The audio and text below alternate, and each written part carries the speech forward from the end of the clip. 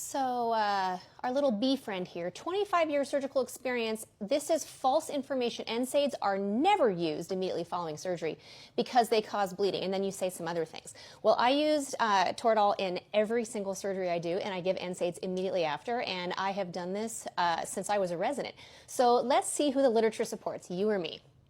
All right, so there was so much literature in this area in various fields of surgery. So this is one from my actual field. So this is from PRS, our big plastic surgery journal from 2014, and it's a meta-analysis that actually looks at this very thing. So postoperative pain control and use of Toradol. So in this meta-analysis, post-op bleeding was not significantly increased with Toradol compared to controls, and adverse effects were not statistically different between the groups. In fact, pain control was found to be superior with Toradol. So, what they said in this paper is that everyone should be considering Toradol if they would like to decrease opioid use. And like I said in my prior video, there's reasons why we want to decrease opioid use. And if you get better pain control with Toradol, why would you not?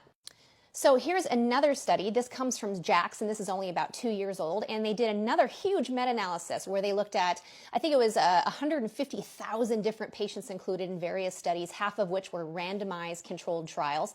And they looked at postoperative bleeding and NSAID use. And this covered a variety of different NSAIDs, not just Toradol, but also postoperative ibuprofen.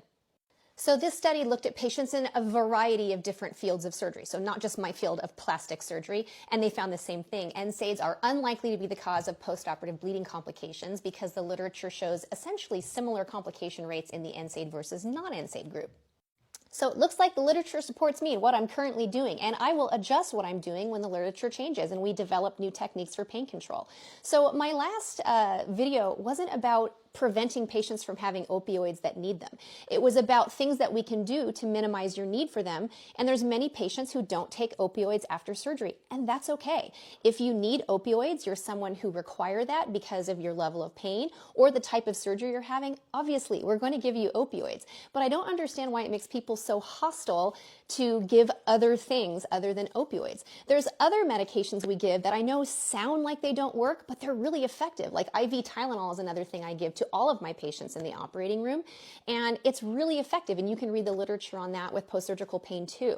The goal is excellent pain control for patients after surgery with minimal complications, and limiting opioids does that. You also say in another comment that you can prevent or treat the opioid-induced constipation with stool softeners, and that's not true either. So in general, these complications from opioids can be really troublesome for a lot of people, and there's a lot of patients who don't want to take them. So if you need them, great, they're there for you. But there's other options too that make your pain control better.